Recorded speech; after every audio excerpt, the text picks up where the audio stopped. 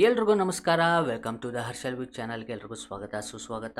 ನಾವು ಇವತ್ತು Asian point ಬಗ್ಗೆ ಒಂದು ಕಂಪ್ನಿ ಬಗ್ಗೆ ಡೀಟೇಲ್ ಆಗಿ ನೋಡೋಣ. ಫಂಡಮೆಂಟಲ್ ಮತ್ತು ಟೆಕ್ನಿಕಲ್ ಎರಡೂ ಕೂಡ ನೋಡೋಣ. ಅದಕ್ಕೆ ಮುಂಚೆ ಒಂದು ಡಿಸ್ಕ್ಲೇಮರ್ ಏನಂತಂದರೆ, ಆಲ್ರೆಡಿ ಸೆಬಿ ಅವರು ಹೇಳಿದ್ದಾರೆ, ನೀವು ಏನೇ ಎಜುಕೇಷನ್ ಪರ್ಪಸ್ ಆಗಿ ಹೇಳಬೇಕಂತಂದರೆ ನೀವು ಒಂದು 3 months ಓಲ್ಡ್ ಡೇಟಾ ತೊಗೊಂಡೆ ನೀವು ಅನಾಲಿಸಿಸ್ ಮಾಡಬೇಕು ಅಂತ. ಬಟ್ ನಾನು ಇವತ್ತು ಪ್ರೆಸೆಂಟ್ ಡೇಟಾ ಇಟ್ಕೊಂಡು ಹೇಳ್ತೀನಿ.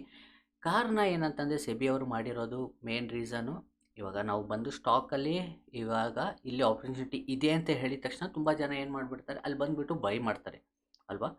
ಈ ಕಾರಣಕ್ಕೋಸ್ಕರ ಏನಾಗುತ್ತೆ, ಮಾರ್ಕೆಟ್ ರಿಯಾಲಿಟಿ ಏನಾಗುತ್ತೆ, ಇವಾಗ ನಾನು ಇಲ್ಲಿ ಬೈ ಅಂತ ಹೇಳಿದೆ ಅಂತ ಅಂದ್ಕೊಳ್ಳಿ, ಇದು ಮಾರ್ಕೆಟಲ್ಲಿ ಇಲ್ಲಿ ಮೇಲೇನೂ ಹೋಗ್ಬೋದು, ಇಲ್ಲಾಂತಂದರೆ ಕೆಳಗಡೆ ಕೂಡ ಇನ್ನೂ ಹೋಗ್ಬೋದು. ಇದು ರಿಯಾಲಿಟಿ. ಇದು ಕೆಲವರಿಗೆ ಗೊತ್ತಿಲ್ಲದೆ ಏನು ಮಾಡ್ತಾರೆ, ಇಲ್ಲಿ ಬಂದುಬಿಟ್ಟು ಇನ್ವೆಸ್ಟ್ ಮಾಡ್ತಾರೆ. ಈ ರೀತಿ ಮಾಡಬಾರ್ದು ಅನ್ನೋಕ್ಕೋಸ್ಕರನೇ ಸೆಬಿ ಅವರು ಏನು ಮಾಡಿರೋದು, ನೀವು ಏನೇ ಎಜುಕೇಷನ್ ಪರ್ಪಸ್ಸಿಗೆ ಹೇಳಬೇಕಂದ್ರೆ 3 ತಿಂಗಳು ಓಲ್ಡ್ ಡೇಟಾ ಇಟ್ಕೊಂಡೆ ನೀವು ಅನಾಲಿಸಿಸ್ ಮಾಡಬೇಕು ಅಂತ ಹೇಳಿದ್ದಾರೆ. ಅವ್ರು ಹೇಳಿದ ತಪ್ಪಲ್ಲ, ಕರೆಕ್ಟು. ಬಟ್ ನಾನಿವತ್ತು ಒಂದು ಸ್ವಿಂಗ್ಗೆ ಹೇಳ್ತಾ ಇದ್ದೀನಿ ಪ್ರೆಸೆಂಟ್ ಮಾರ್ಕೆಟಲ್ಲಿ. ಓಕೆ, ಈ ಕಾರಣಕ್ಕೋಸ್ಕರ ನೀವೇನು ಮಾಡಬೇಕಂತಂದರೆ, ನೀವು ಯಾವುದೇ ಕಾರಣಕ್ಕೂ ಸ್ಟಾಕ್ಗಳನ್ನ ಇನ್ವೆಸ್ಟ್ ಮಾಡಬಾರ್ದು, ಎಜುಕೇಷನ್ ಪರ್ಪಸ್ಸಿಗೆ ತೊಗೊಳ್ಳಿ. ಓಕೆ, ಯಾರಿಂದನೂ ಮಾರ್ಕೆಟ್ನ ಪ್ರಿಡಿಕ್ಟ್ ಮಾಡೋಕ್ಕಾಗಲ್ಲ, ಇಲ್ಲಿಂದನೂ 100% ಮೇಲೆ ಹೋಗುತ್ತೆ ಅಂತ ಯಾರಿಂದನೂ ಹೇಳೋಕ್ಕಾಗಲ್ಲ. ಅದನ್ನು ಮೊದಲು ತಿಳ್ಕೊಳ್ಳಿ. ಬನ್ನಿ ಫಸ್ಟು ಏಷ್ಯನ್ ಪೇಂಟ್ ಫಂಡಮೆಂಟಲ್ ನೋಡ್ಬಿಡೋಣ. ಇದು ಮಾರ್ಕೆಟ್ ಕ್ಯಾಪ್ ನೋಡ್ಬೋದು ನೀವು, 2,17,000 ಕೋಟಿ ಮೇಲೆ ಇದೆ. ಕರೆಂಟ್ ಪ್ರೈಸ್ ಬಂದುಬಿಟ್ಟು 2,271 ರೂಪಾಯಿ ಇದೆ. ಇದರ ಬುಕ್ ವ್ಯಾಲ್ಯೂ ನೋಡಿದ್ರೆ 188 ರೂಪಾಯಿ ಇದೆ. ಬಟ್ ಕರೆಂಟ್ ಪ್ರೈಸ್ ನೋಡಿ ಅತಿ ಹೆಚ್ಚಿದೆ. ಸ್ಟಾಕ್ ಪಿ ಇ ಬಂದುಬಿಟ್ಟು 50%, 52ರಲ್ಲಿದೆ. ಓಕೆ, ಇದರಲ್ಲಿ ನಾವು ಪೇಂಟು ಎಲ್ರಿಗೂ ಗೊತ್ತು, ಇದೊಂದು ಪೇಂಟ್ ಕಂಪ್ನಿ. ಅದಿಲ್ಲದೆ ಒಂದು ಸ್ಟ್ರಾಂಗ್ ಆಗಿ ಫಂಡಮೆಂಟಲಿ ಸ್ಟ್ರಾಂಗ್ ಇರೋ ಒಂದು ಕಂಪ್ನಿ. ಇದಕ್ಕೆ ಇನ್ನೂ ಡೀಟೇಲ್ ಆಗಿ ನಾವು ಪ್ರೀವಿಯಸ್ ಇದೆ ಎಕ್ಸ್ಪ್ಲೇನ್ ಮಾಡಬೇಕಂತಂದರೆ, ಅವ್ರು ಹೇಗೆ ಅವ್ರ ಮಾರ್ಕೆಟಿಂಗ್ ಸ್ಟ್ರಾಟಜಿ, ಹೇಗೆ ಅವರು ಕಂಪ್ಯೂಟರ್ ಒಂದು ಯೂಸ್ ಮಾಡಿಕೊಂಡು, ಟೆಕ್ನಾಲಜಿ ಯೂಸ್ ಮಾಡ್ಕೊಂಡು ಹೇಗೆ ಅವ್ರು ಮಾರ್ಕೆಟಿಂಗು ಮಾಡ್ತಾಯಿದ್ರು ಅಂತ ಅದ್ರ ಬಗ್ಗೆ ಹೇಳಬೇಕಂದ್ರೆ ತುಂಬ ಟೈಮ್ ಆಗುತ್ತೆ. ಬಟ್ ನಾವು ನಾರ್ಮಲ್ ಆಗಿ ಒಂದು ಫಂಡಮೆಂಟಲ್ ನೋಡ್ಬಿಡೋಣ. ಈ ಕಂಪ್ನಿ ಬಂದುಬಿಟ್ಟು ಡಿವಿಡೆಂಟ್ ಕೊಡ್ತಾ ಇದೆ. ಓಕೆ, ಇದರಲ್ಲಿ ಬುಕ್ ವ್ಯಾಲ್ಯೂಗಿಂತ ಸ್ಟಾಕ್ ವ್ಯಾಲ್ಯೂ ಅತಿ ಹೆಚ್ಚಿದೆ. 188 ರೂಪಾಯಿ ಬುಕ್ ವ್ಯಾಲ್ಯೂ ಇದೆ. ಸ್ಟಾಕ್ ಪ್ರೈಸ್ ಬಂದುಬಿಟ್ಟು 2,000 ಚಿಲ್ಲರೆ ಇದೆ. ರೈಟ್, ಇವಾಗ ನೀವು ಏಷ್ಯನ್ ಪೇಂಟ್ ಅವ್ರದ್ದು ಒಂದು ಕಾಂಪಿಟೇಟರ್ ಕಂಪ್ನೀಸ್ ಬಂದುಬಿಟ್ಟು ಬರ್ಜರ್ ಪೇಂಟು, ಈ ರೀತಿ ಹಲವಾರು ಕಂಪ್ನಿ ಇದೆ. ಇಂಡಿಗೋ ಪೇಂಟ್ಸು ಇದು ಸ್ವಲ್ಪ ಇದೆ. ಬಟ್ ಮಾರ್ಕೆಟ್ ಕ್ಯಾಪಲ್ಲಿ ನೀವು ನೋಡಬೇಕಂತಂದರೆ ಇದು ಅತಿ ಹೆಚ್ಚಿರೋದು ಏಷ್ಯನ್ ಪೇಂಟೇ ನಂಬರ್ 1ನಲ್ಲಿರೋದು. ಅದಾದಮೇಲೆ ನೀವು ಕ್ವಾರ್ಟರ್ಲಿ ಸೇಲ್ಸ್ ನೋಡಬೇಕಂತಂದರೆ ಸ್ವಲ್ಪ ಚೆನ್ನಾಗೇ ಇದೆ.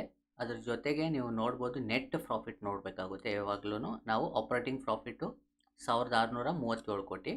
But net profit after tax ಆದಮೇಲೆ ನೆಟ್ ಪ್ರಾಫಿಟ್ ಬಂದು 1,128 ಕೋಟಿ ಲಾಸ್ಟ್ ಕ್ವಾರ್ಟರಲ್ಲಿ ಅವರು ಕೊಟ್ಟಿದ್ದಾರೆ.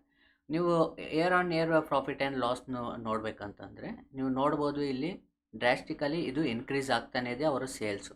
ಮತ್ತು ಅದೇ ರೀತಿ ಎಕ್ಸ್ಪೆನ್ಸಿವ್ ಕೂಡ ಅದೇ ರೀತಿ ಕೂಡ ಇನ್ಕ್ರೀಸ್ ಆಗ್ತಾ ಇದೆ.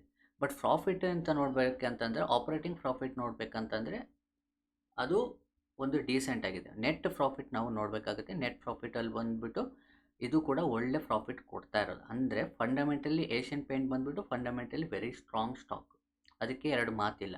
ಇದರಲ್ಲಿ ನಾವು ಮೇನ್ ನೋಡಬೇಕಾಗಿರೋದು ಏನಂತಂದರೆ, ಅವರು ಟೋಟಲ್ ಲಯಬಿಲಿಟಿ ಬಂದುಬಿಟ್ಟು ಆಲ್ಮೋಸ್ಟ್ 30,000 ಕೋಟಿ ನಿಯರೆಸ್ಟ್ ಇದೆ. ರೈಟ್, ಮತ್ತು ಅವ್ರದ್ದು ನಮ್ಮ ಕ್ಯಾಶ್ ಫ್ಲೋ ನೋಡಬೇಕಂತಂದರೆ, ಕ್ಯಾಶ್ ಫ್ಲೋ ಇಲ್ಲಿ ನೀವು ನೋಡ್ಬೋದು 573 ಕೋಟಿ ಮೈನಸಲ್ಲಿ ಇದ್ದಿದ್ದು 2022ರಿಂದ, ಆಮೇಲೆ ಮತ್ತೆ ಪ್ಲಸ್ಸಲ್ಲಿ ಬಂದಿದ್ದಾರೆ ನೆಟ್ ಕ್ಯಾಶ್ ಫ್ಲೋ. ಅದ್ರ ಜೊತೆಗೆ ನಾವು ನೋಡಬೇಕಾಗಿರೋದು ಮೇನು FI ಮತ್ತು DI ಹೇಗೆ ಪಾರ್ಟಿಸಿಪೇಷನ್ ಮಾಡಿದ್ದಾರೆ ಅಂತ. ಪ್ರಮೋಟರ್ಸ್ ಹೋಲ್ಡಿಂಗ್ಸಲ್ಲಿ ಬಂದುಬಿಟ್ಟು ಯಾವುದೇ ಚೇಂಜಸ್ ಇಲ್ಲ, ಹಂಗೆ ಅವರು ನಾರ್ಮಲಾಗಿ ಅದನ್ನೇ ಮೇಂಟೈನ್ ಮಾಡ್ತಾ ಇದ್ದಾರೆ. ಮತ್ತು FIS ಬಂದುಬಿಟ್ಟು ಇವಾಗ ಅವರು ಕಡಿಮೆ ಮಾಡಿದ್ದಾರೆ. ಏನಕ್ಕೆ, ಆಲ್ರೆಡಿ ಮಾರ್ಕೆಟ್ ಕೆಳಗಡೆ ಬಿದ್ದಿದ್ದೀವಿ ನೋಡ್ಬೋದು. ಮಾರ್ಕೆಟು ಅವ್ರದ್ದು ತುಂಬ ದೊಡ್ಡ ಫಾಲ್ ಆಗಿದೆ. ಇವಾಗ ಫಾಲ್ ಅಂತಲ್ಲ, ಒಂದು ದೊಡ್ಡ ಪ್ರಾಫಿಟ್ ಬುಕ್ಕಿಂಗ್ ಆಗಿದೆ. ಓಕೆ, ಇಲ್ಲಿ ನೋಡ್ಬೋದು ಅವರು ಆಚೆ ಬಂದಿದ್ದಾರೆ. ಇಲ್ಲಿಂದ 17% 2015 ಬಂದಿದೆ. ಅದಾದಮೇಲೆ ಇವಾಗ 13.5 ಇದೆ. DI ಏನು ಮಾಡಿದ್ದಾರೆ, DI ಅವರು ಸ್ವಲ್ಪ ಇನ್ಕ್ರೀಸ್ ಮಾಡಿದ್ದಾರೆ. ರೈಟ್, ಇವಾಗ ನಾವು ಟೆಕ್ನಿಕಲ್ ನೋಡೋಣ. Fundamentally Asian paint very strong stock ಆಗಿದೆ. ಮತ್ತು ಟೆಕ್ನಿಕಲ್ ನಾವು ನೋಡಬೇಕಂತಂದರೆ ಇದು ಒಂದು ನಾವು ಮಂತ್ಲಿ ಕ್ಯಾಂಡಲಲ್ಲಿ ಫಸ್ಟು ನೋಡಬೇಕಾಗುತ್ತೆ. ಫಸ್ಟು ಮಂತ್ಲಿ ಕ್ಯಾಂಡಲಲ್ಲಿ ಇದು ತುಂಬ ದೊಡ್ಡ ರ್ಯಾಲಿ ಆಲ್ರೆಡಿ ಕೊಟ್ಟು ಕನ್ಸಾಲಿಡೇಷನ್ ಆಗಿ ಅದ್ರ ಮೇನ್ ಕನ್ಸಾಲಿಡೇಷನ್ ಪಾರ್ಟ್ ಏನಿದೆ ಅದು ಬ್ರೇಕ್ ಆಗಿ ಇವಾಗ ಕೆಳಗಡೆ ಬಂದಿದೆ. ಇದರ ಅರ್ಥ ಇದು ಇಲ್ಲಿಂದ ಇನ್ನೂ ಫರ್ದರ್ ಬುಕ್ಕಿಂಗ್ ಆಗ್ಬೋದು. ಏನಕ್ಕಂತಂದರೆ ವ್ಯಾಲ್ಯೂಯೇಷನ್ ಅತಿ ಹೆಚ್ಚಿದೆ, ರೈಟ್. ವ್ಯಾಲ್ಯೂಯೇಷನ್ ಬುಕ್ ವ್ಯಾಲ್ಯೂಗೂ ಮತ್ತು ಕರೆಂಟ್ ಪ್ರೈಸ್ ವ್ಯಾಲ್ಯೂಗೂ ತುಂಬ ಅತಿ ಹೆಚ್ಚಿರೋದ್ರಿಂದ ಮತ್ತೆ ಪ್ರಾಫಿಟ್ ಬುಕ್ಕಿಂಗ್ ಇಲ್ಲಿಂದನೂ ಬರ್ಬೋದು. ಓಕೆ, ಆದರೆ ನಾವು ನಿಮಗೆ ವೀಕ್ಲಿ ಟೈಮ್ ಫ್ರೇಮಲ್ಲಿ ಹಾಕಿ ನಿಮಗೆ ತೋರಿಸ್ತೀನಿ. ಯಾವಾಗಲೂ ಒಂದು ಮಾರ್ಕೆಟ್ ಒಂದು ರ್ಯಾಲಿ ಕೊಡೋಕ್ಕೆ ಮುಂಚೆ ನೀವು ನೋಡ್ಬೋದು ಒಂದು ಕನ್ಸಾಲಿಡೇಷನ್ ಆಗುತ್ತೆ. ನೋಡಿ, ಕನ್ಸಾಲಿಡೇಷನ್ ಆಗಿ ಕೆಳಗಡೆ ಬಂದಿದೆ, ರೈಟ್. ಇಲ್ಲಿ ವಿ ಶೇಪಲ್ಲಿ ಕೆಲವು ಸರ್ತಿ ಆಗುತ್ತೆ, ಬಟ್ ಎಲ್ಲ ಸರ್ತಿನೂ ಆಗಲ್ಲ. ಇಲ್ಲೂ ನೋಡಿ ಕನ್ಸಾಲಿಡೇಷನ್, ಇಲ್ಲೂ ನೋಡ್ಬೋದು. ಕನ್ಸಾಲಿಡೇಷನ್ ಆದಮೇಲೆ ಕೆಳಗಡೆ ಬಂದು, ಕನ್ಸಾಲಿಡೇಷನ್ ಆದಮೇಲೆ ಕೆಳಗಡೆ ಬಂದಿದೆ, ಕನ್ಸಾಲಿಡೇಷನ್ ಆದಮೇಲೆ ಮೇಲೆ ಹೋಗಿದೆ, ರೈಟ್. ಇದೇ ರೀತಿ ಇಲ್ಲೂ ನೋಡುವ ಕನ್ಸಾಲಿಡೇಷನ್ ಆದಮೇಲೆ ಮೇಲೆ ಹೋಗಿದೆ. ಅದಾದಮೇಲೆ ಪ್ರಾಫಿಟ್ ತುಂಬ ದೊಡ್ಡ ಏನೋ ನೆಗೆಟಿವ್ ಒಂದು ಚಿಕ್ಕ ಪುಟ್ಟ ಒಂದು ಶಾರ್ಟ್ ಟರ್ಮ್ಗೆ ನೆಗೆಟಿವ್ ಕಂಪ್ನಿಯಲ್ಲಿ ಬಂದೇ ಬರುತ್ತೆ. ಓಕೆ, ಆ ರೀಸನ್ ಇರ್ಬೋದು. ಇಲ್ಲಾಂತಂದರೆ ಒಂದು ಪ್ರಾಫಿಟ್ ತುಂಬ ಅತಿ ಹೆಚ್ಚು ರ್ಯಾಲಿ ಆಗಿರೋದ್ರಿಂದ ಪ್ರಾಫಿಟ್ ಬುಕ್ಕಿಂಗು ಬಂದಿರ್ಬೋದು. ಫುಲ್ ಕಂಪ್ಲೀಟ್ಲಿ ವೀಕ್ಲಿಯಲ್ಲಿ ಸೆಲ್ಲಿಂಗ್ ಪ್ರೆಷರ್ ಬಂದಿದೆ. ಅದೇ ರೀತಿ ಇವಾಗ ಕನ್ಸಾಲಿಡೇಷನ್ ಆಗ್ತಾ ಇದೆ. ಅದ್ರ ಜೊತೆಗೆ ಒಂದು ಇಂಪಾರ್ಟೆಂಟ್ ಝೂನಲ್ಲಿರೋದ್ರಿಂದ ಇಲ್ಲಿಂದ ಮೇಲೆ ಹೋಗೋ ಚಾನ್ಸಸ್ ಇದೆ. ಬಟ್ ಇವಾಗ ಒಂದು ಕನ್ಫರ್ಮೇಷನ್ ಇದೆ ಅಂತಂದರೆ ಇಲ್ಲ. ಇವಾಗ ಈ ಮಂತ್ ವೇಟ್ ಮಾಡಬೇಕಾಗುತ್ತೆ. ಈ ಮಂತು ತುಂಬ ಕನ್ಫರ್ಮೇಷನ್ ಕೊಟ್ಟ ಮೇಲೆ ಈ ಫರ್ದರ್ ಮತ್ತೆ ರ್ಯಾಲಿ ಕೊಡೋ ಇದೆ. ಆದರೆ ನಾವು ಡೈಲಿ ಟೈಮ್ ಫ್ರೇಮಲ್ಲಿ ಬಂದಾಗ ಇಲ್ಲಿ ಒಂದು ಸ್ವಿಂಗ್ ಟ್ರೇಡಿಂಗಿಗೆ ಮಾತ್ರ ಆಪರ್ಚುನಿಟಿ ಇದೆ. ಓಕೆ, ನಾವು ಸ್ವಿಂಗ್ ಟ್ರೇಡಿಂಗ್ ಯಾವಾಗ್ಲೂ ಏನು ಮಾಡ್ತೀವಿ, ಇವತ್ತು ಸಂಡೇ, ಓಕೆ, ಫ್ರೈಡೇಗೆ ಕ್ಲೋಸ್ ಆದಾಗ, ಫ್ರೈಡೇಗೆ ಈ ಕ್ಯಾಂಡಲ್ ಕ್ಲೋಸ್ ಆಗಿದೆ, ಫ್ರೈಡೇಗೆ ಏನು ಮಾಡ್ತೀವಿ 3:20ಲಿಂದ 3:30 ಒಳಗಡೆ ನಾವು ಎಂಟ್ರಿ ತೊಗೊಳ್ತೀವಿ ನಾರ್ಮಲಾಗಿ ಸ್ವಿಂಗ್ ಟ್ರೇಡಿಂಗಿಗೆ. ಓಕೆ, ಸ್ವಿಂಗ್ ಟ್ರೇಡಿಂಗಿಗೆ ಈ ರೀತಿ ಆ ಕಾರಣಕ್ಕೋಸ್ಕರ ಇವತ್ತು ಇದು ಮಾಡ್ತಾ ಇದ್ದೀನಿ. ನಾಳೆ ಮಂಡೇ ಗ್ಯಾಪ್ ಅಪ್ ಆಗ್ಬೋದು ಮತ್ತು ಗ್ಯಾಪ್ ಡೌನ್ ಆಗ್ಬೋದು. ಇವಾಗ ಹೇಳ್ತಾ ಇರೋದು ನಾವು ಸ್ವಿಂಗ್ ಟ್ರೇಡಿಂಗ್ ಅನ್ನೋದಕ್ಕೋಸ್ಕರ ಇದು ಮಾರ್ಕೆಟ್ ಇಲ್ಲಿಂದನೇ ಮೇಲೆ ಹೋಗೋ ರ್ಯಾಲಿ ಕೊಡುತ್ತೆ ಅಂತ ಗ್ಯಾರಂಟಿ ಇಲ್ಲ. ಅದನ್ನು ಮೊದಲು ತಿಳ್ಕೊಳ್ಳಿ. ರಿಯಾಲಿಟಿ ಆಫ್ ದ ಮಾರ್ಕೆಟು ಈ ಕಾರಣಕ್ಕೋಸ್ಕರ ಸೆಬಿ ಅವರು ನೀವು ಕರೆಂಟ್ ಪ್ರೈಸಲ್ಲಿ ನೀವು ಹೇಳಬೇಡಿ, 3 ತಿಂಗಳು ಇರೋ ಡೇಟಾ ಅಲ್ಲಿ ಹೇಳಬೇಡಿ, 3 ತಿಂಗಳು ಓಲ್ಡ್ ಡೇಟಾ ಹೇಳಿ ಅಂತ ಅವ್ರು ಹೇಳ್ತಾ ಇರೋದು ಕರೆಕ್ಟೇ. ಕಾರಣ ಏನಂತಂದರೆ ಇಲ್ಲಿಂದ ಇವಾಗ ನಾನು ಹಳೆಯ ಕೆಲವೊಂದು ಸ್ವಿಂಗ್ ಟ್ರೇಡಿಂಗ್ ಸ್ಟಾಕ್ ಬಗ್ಗೆ ಹೇಳಿದ್ದೀನಿ, ರೈಟ್. ಅಲ್ಲೆಲ್ಲ ತುಂಬ ದೊಡ್ಡ ರ್ಯಾಲಿಗಳು ಕೊಟ್ಟಿದೆ. ಅದೇ ರೀತಿ ಇಲ್ಲೂ ಕೂಡ ಕೊಡುತ್ತೆ ಅಂತ ಅನ್ಕೋಬಾರ್ದು. ರಿಯಾಲಿಟಿಯಲ್ಲಿ ಇಲ್ಲಿಂದ ಕೆಳಗಡೆ ಕೂಡ ಹೋಗ್ಬೋದು ಫರ್ದರ್, ರೈಟ್. ಇವಾಗ ಇಲ್ಲಿಂದ ಮಾರ್ಕೆಟು ಇದೇ ಬಾಟಮ್ ಅಂತ ನಮ್ಮಿಂದ ಹೇಳೋಕ್ಕಾಗಲ್ಲ. ಓಕೆ, ಇದೇ ಬಾಟಮ್ ಅಂತ ನಾವು ಹೇಳೋಕ್ಕಾಗಲ್ಲ, ಯಾರಿಂದನೂ ಹೇಳೋಕ್ಕಾಗಲ್ಲ. ಹಾಗೆ ಹೇಳಿದ್ರೆ ಒಂದು ಸುಳ್ಳು ಹೇಳ್ಬೋದು, ಇಲ್ಲಾಂತಂದು ದೇವರಿಂದನೂ ಮಾತ್ರ ಸಾಧ್ಯ. ಇಲ್ಲಿಂದ ಇದೇ ಬಾಟಮ್ ಅಂತ ನಾವು ಹೇಳೋಕ್ಕಾಗಲ್ಲ. ರಿಯಾಲಿಟಿ ಏನು, ಇಲ್ಲಿಂದನೂ ಕೆಳಗಡೆನೂ ಹೋಗ್ಬೋದು ಮಾರ್ಕೆಟ್, ರೈಟ್. ಇಲ್ಲಿಂದ ಕೆಳಗಡೆ ಇನ್ನೂ ಹೋಗ್ಬೋದು. ನೀವು ಲಾಂಗ್ ಟರ್ಮ್ ಇನ್ವೆಸ್ಟ್ಮೆಂಟ್ ಆಗಿದ್ದರೆ ಇದು ನೀವು ನಾರ್ಮಲಾಗಿ ಇನ್ವೆಸ್ಟ್ ಮಾಡ್ಕೊಂಡು ಹೋಗಬೇಕಾಗುತ್ತೆ.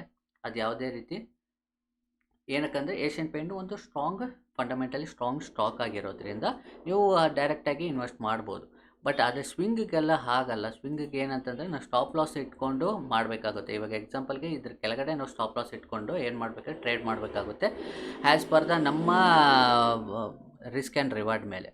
ಇನ್ ಕೇಸ್ ಒಂದು 1 to 5 ಡೇಸ್ ಒಳಗಡೆ ನಮಗೆ ಒಂದು ರ್ಯಾಲಿ ಕೊಟ್ಟರೆ ಅಲ್ಲಿ ನಾವು ಪ್ರಾಫಿಟ್ ಬುಕ್ ಮಾಡ್ಕೋಬೇಕಾಗುತ್ತೆ. ಇದು ಸ್ವಿಂಗಿಗೆ ಆಪರ್ಚುನಿಟಿ ಇರೋ ಸ್ಟಾಕು ಇವಾಗ. ಆದರೆ ಇದೇ ಮಂತಲ್ಲಿ ಮತ್ತೆ ನಮಗೆ ಒಳ್ಳೆ ಆಪರ್ಚುನಿಟಿ ಸಿಕ್ಕಿದ್ರೆ ಮತ್ತೆ ಫರ್ದರ್ ಮೇಲ್ಗಡೆ ಹೋಗೋ ಚಾನ್ಸಸ್ ಇದೆ. ಓಕೆ, ಇನ್ಮೇಲೆ ಈ ರೀತಿ ಸ್ಟಾಕ್ಸ್ಗಳನ್ನ ನಾವು ಸ್ವಲ್ಪ ಓಲ್ಡ್ ಡೇಟಾಸ್ನ ಇಟ್ಕೊಂಡು ನಾವು ಮಾಡಿದ್ರೆ ಒಳ್ಳೇದು ಅನ್ಕೋತೀನಿ. ಏನಕ್ಕಂತಂದರೆ ನಿಮಗೆ ಗೊತ್ತು, ಸೆಬಿ ಅವರು ಹೇಳಿರೋ ಪ್ರಕಾರ. ಈ ವಿಡಿಯೋ ನಿಮಗೆ ಇಷ್ಟ ಆಗಿದೆ, ಸಬ್ಸ್ಕ್ರೈಬ್ ಮಾಡ್ಕೊಳ್ಳಿ, ಲೈಕ್ ಬಟನ್ ಪ್ರೆಸ್ ಮಾಡ್ಕೊಳ್ಳಿ. ಸ್ವಿಂಗಿಗೆ ಹೇಳಿದ್ದೀನಿ ಅಂತ ಅಂದ್ಬಿಟ್ಟು ಇಲ್ಲಿ ನಾಳೆ ಅಂದರೆ ಮಂಡೇ ಬಂದುಬಿಟ್ಟು ನೀವು ಇನ್ವೆಸ್ಟ್ ಮಾಡಬಾರ್ದು. ಮೇಲೆ ಹೋದರೂ ಕೂಡ ಇನ್ವೆಸ್ಟ್ ಮಾಡಬಾರ್ದು. ಯಾವುದೇ ಕಾರಣಕ್ಕೂ ಯಾರೇ ಹೇಳಿದ್ರು ಕೂಡ ನೀವು ಇನ್ವೆಸ್ಟ್ ಮಾಡಬಾರ್ದು. ಇದು ಎಜುಕೇಷನ್ ಪರ್ಪಸ್ಗೆ ತೊಗೊಂಡಾಗ ನಿಮಗೆ ತುಂಬ ಹೆಲ್ಪ್ ಆಗುತ್ತೆ. ಹೇಗೆ ಅಂದರೆ ಇಲ್ಲಿ ನೋಡ್ಬೋದು, ನಾನು ಇವಾಗ ನಿಮಗೆ ವೀಕ್ಲಿಯಲ್ಲಿ ಹೇಳಿದೆ, ಯಾವುದೇ ಒಂದು ಪ್ರೈಸು ಒಂದು ಮೂಮೆಂಟ್ ಕೊಡಬೇಕಂತಂದರೆ ಒಂದು ಕನ್ಸಾಲಿಡೇಷನ್ ಆದಮೇಲೆ ನಿಮಗೆ ಪ್ರೈಸು ಹೋಗುತ್ತೆ ಅಂತ. ಈ ರೀತಿ ಕಲಿಯೋಕ್ಕೆ ನೀವು ಯೂಸ್ ಮಾಡ್ಕೊಳ್ಳಿ. ಬಿಟ್ಟು ನೀವು ಇನ್ವೆಸ್ಟ್ ಮಾಡಬೇಕು ಅಂತ ಯೂಸ್ ಮಾಡಬೇಡಿ. ಇನ್ವೆಸ್ಟ್ಮೆಂಟ್ ನಿಮ್ಮ ರಿಸ್ಕ್ ಮೇಲೆ ನೀವು ಅನಾಲಿಸಿಸ್ ಮಾಡಿ ನೀವು ಇನ್ವೆಸ್ಟ್ ಮಾಡೋದು ಕಲಿಬೇಕಾಗುತ್ತೆ. ಮತ್ತು ಮುಂದಿನ ವಿಡಿಯೋದಲ್ಲಿ ಸಿಗೋಣ. ಎಲ್ರಿಗೂ ನಮಸ್ಕಾರ, ಧನ್ಯವಾದ.